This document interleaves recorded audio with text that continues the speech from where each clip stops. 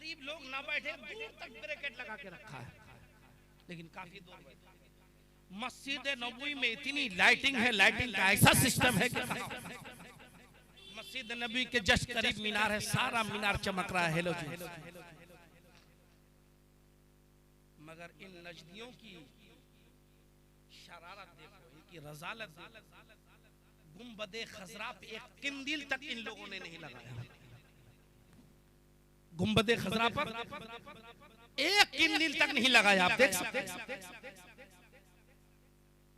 लेकिन इन नजदियों को मालूम नहीं कि मुस्तफा जाने रहमत दुनिया की लाइट से नहीं चमकते, बल्कि दुनिया की लाइटें मुस्तफा के नूर से चमकती। दूर बैठकर हम लोग रात रात गुजारते थे गुंबदे खजरा, मीनारों में लाइट, गुंबदों में लाइट। नबी के गुंबद में एक भी लाइट नहीं।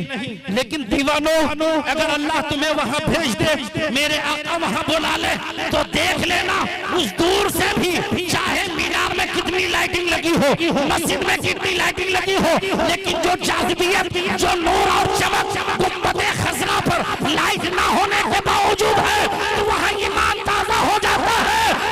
नजदियों, नबी तुम्हारे लाइट के मोहताज नहीं है। रब ने मुस्तफा को पूरी कायनात के लिए लाइट बनाकर अल्लाह ने कुरान में ऐलान फरमा दिया, क़द जाअकुम मिनल्लाहि नूरुन व किताब। नूर दुनिया के लाइट के मोहताज नहीं है, नहीं लगाया, तब भी पूरे मदीना में जहां से देखो गुंबदे खजरा चमक। ये हमने अपनी आंखों से देखा, कोई बनावटी बात नहीं। जाके देख लो, एक भी लाइट इन लोगों ने। लेकिन इन खबीसों की खबासतें धरी की धरी रह गई। मुस्तफा कल भी चमकते थे, आज भी चमक रहे, कयामत तक चमकते रहे। बल्कि मुस्तफा का साया जहां पड़ गया वो चमक। जब बात आई गई तो तिरमिज़ी शरीफ की हदीस से पाक, दिगर लोगों ने भी रिवायत मुशाहदा भी देखा। हजरत अब्दुल्ला इब्ने उमर इस हदीस से पाक के कहते दो सहाबी हजरत उसैद बिन हुज़ैर और हजरत अब्बाद बिन बिश्र रज़ियल्लाहु ताला अन्हुमा, ये दो सहाबी रात को नबी की बारगाह में नबी की बात सुनते रहे। रात काफी हो गई, अंधेरा छा गया और जिस मकाम पे ये वाकया पेश आया मैं वहां गया। मैंने हाजिरी दी, कुआं मौजूद है और उस कुएं से मैंने पानी भी उठाया, निकाल करके पिया। अल्लाह का शुक्र। मस्जिद नूर वहां बनी हुई है, बाग मौजूद है। रात का सन्नाटा हो गया, अभी भी वहां सन्नाटा है, कोई बिल्डिंग वगैरह नहीं है, एक बाग है, मस्जिद नूर करीब। वहीं ये वाकया पेश आया। अब घटाटोप अंधेरा। अब ये दोनों सहाबी जब जाने लगे तो जाना बड़ा मुश्किल। दोनों के हाथों में एक एक छड़ी थी, डंडा। अल्लाह के नबी सरवरे कायनात इरशाद फरमाते जाओ,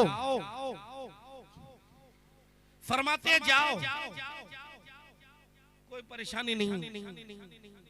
कहते ये दोनों सहाबी जो निकले, जैसे आका की चौखट से आगे बढ़े, यकायक एक सहाबी की छड़ी रोशन हो गई, लाठी रोशन हो गई, डंडा रोशन हो गया। कहते इतनी रोशनी हुई कि 10-10 आदमी आगे पीछे उस रोशनी में जा सकता था। कहते दोनों जाते रहे। जब दोनों की मंजिल अलग अलग हुई, एक का घर इधर है, एक का घर उधर है, अब तक एक की लाठी रोशन थी, दोनों जा रहे थे। जब मंजिल जुदा हुई तो उस सहाबी की भी लाठी रोशन हो गई, उनका भी डंडा रोशन हो गया। चुनांचे ये दोनों सहाबी उसी छड़ी की रोशनी के सहारे ये अपने घर गए, वो अपने घर गए। जिस जगह ये वाकया पेश आया, अल्हम्दुलिल्लाह ये गुलाम वहाँ हाजिर हुआ। मस्जिद नूर बनी है, मेरे आका वहाँ जलवागर थे, वहाँ कुआं भी मौजूद है। अल्लाह अल्लाह, आज भी वहाँ कोई बिल्डिंग इमारत नहीं है, बल्कि इन लोगों ने तो पाबंदियां लगा रखी है ताकि लोगों को पता ना चले। एक हमारे दोस्त वहाँ थे, मिल गए, बाइकार ले गए कि जल्दी से देख लो, वरना ये लोग इस पर भी पहरा बैठाए रहे हैं। हम लोग जब उस कुएं के पास पहुंचे, ये हदीस में अक्सर बयान करते रहता था, वहाँ जब जाके देखा, अल्लाह, ये वाकया यही पेश आया कि उन दोनों सहाबी की छड़ी रोशन हो गई, लाठी रोशन हो गई, डंडा रोशन हो गया। कुएं में ताला पड़ा हुआ था, उसी बाल्टी में थोड़ा सा पानी था, हम लोग उसी को नोश करने लगे। दिल में ख्वाहिश पैदा हुई, काश कोई आके ताला खोल देता, कुएं से पानी निकालने का मौका मिल जाता। अब नबी की इनायत देखो, नबी का आता देखो। जो लोग कहते हैं कि नबी सुनते नहीं, जो लोग कहते हैं नबी मरकर मिट्टी में मिल गए, उन नादानों से कह दो, हम लोग अभी बात ही कर रहे हैं कि काश ताला खुल जाता, हमें पानी निकालने का मौका मिलता। कसम खुदा की कह रहा हूँ, मैं मिंबर नूर पे बैठा हूँ, एक नहीं कई उलमा मेरे साथ थे, सारे लोग गवाह हैं। हम लोग सोच ही रहे थे कि काश ताला खुल जाए, पानी निकालने का मौका मिल जाए। जिस कुआं से मेरे आका ने पानी पिया, जिस कुएं में मेरे आका ने लोहा पे दहन डाला, अगर वहां से पानी निकालने का मौका मिल जाए, नसीबा खुल जाए। इतने ही बात हो रही थी, फौरन एक अरबी आया जो वहां की देखभाल कर रहा था, कुआं की चाबी लेकर आया, ताला खोला और कहा उठाइए और पीजिए। चुनांचे ताला खोला गया, हम लोगों ने बाल्टी को अपने हाथ से सब मिलके बाल्टी डाला, पानी उठाया, खूब पिया। इसी से अंदाजा कर लो, अरे हम जैसे गुनहगार बैठे बैठे दिल से सिर्फ नबी से मांगते हैं, मेरे आका ताला खुलवाने का भी इंतजाम करते हैं, पानी निकलवाने का भी।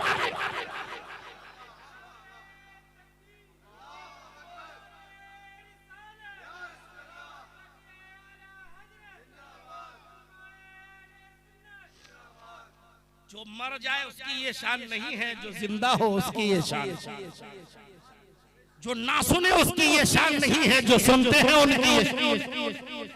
तो बात चमक की चल रही थी, अरे नबी की बारगाह से सहाबी उठ के जाए उस नूर की बारगाह से, तो अंधेरे रात में लाठी चमकने लगे।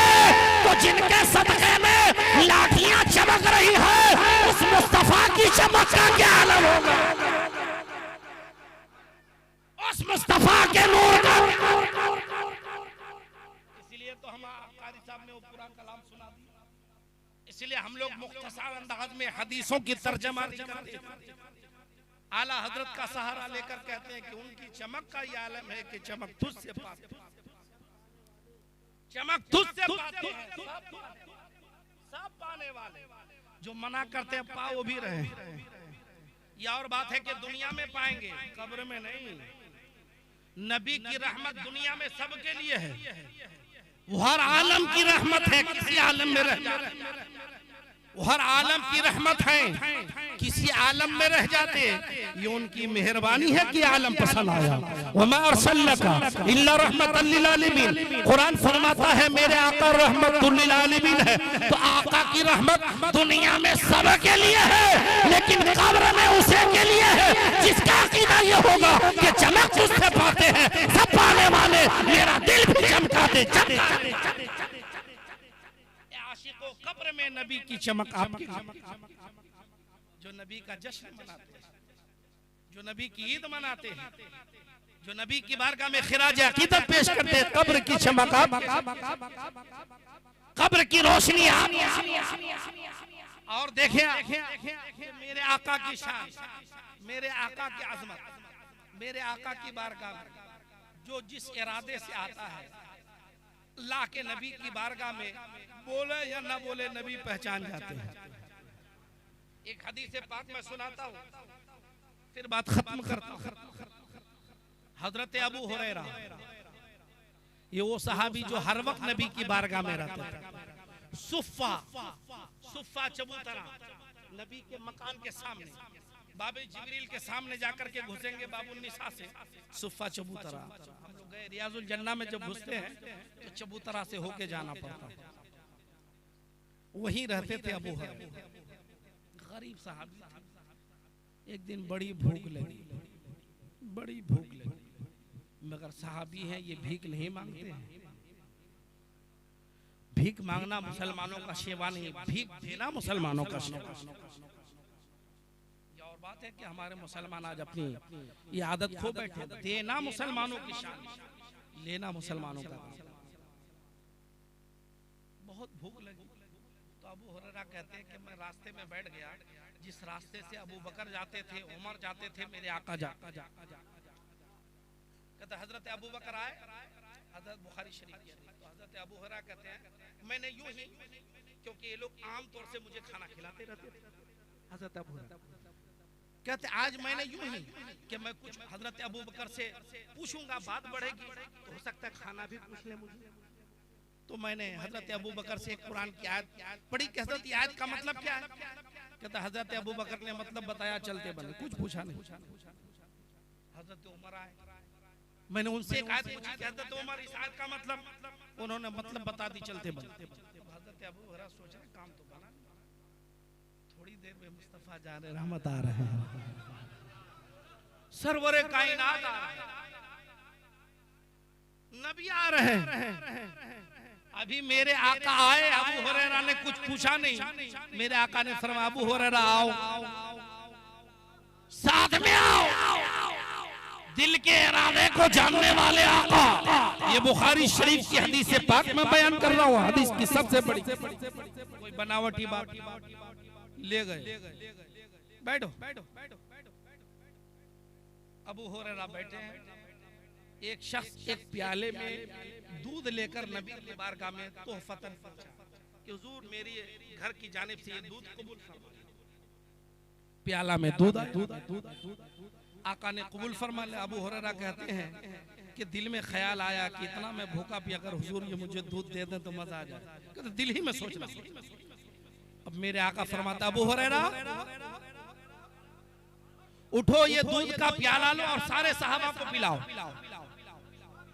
हजरत अबू हुरैरा कहते हैं मैं दिल में सोचने लगा कि अल्लाह मैं इतना प्यासा हूं, इसको तो मैं अकेले खुद पी जाऊंगा और हुजूर कह रहे हैं सबको पिलाओ, लेकिन हुक्म है आका का। कहता मैं पिलाने लगा, एक सहाबी, दो सहाबी, तीन सहाबी, उसी छोटे से प्याले का दूध 70 सहाबा पीते रहे और हर सहाबी पेट भर कर पीते रहे।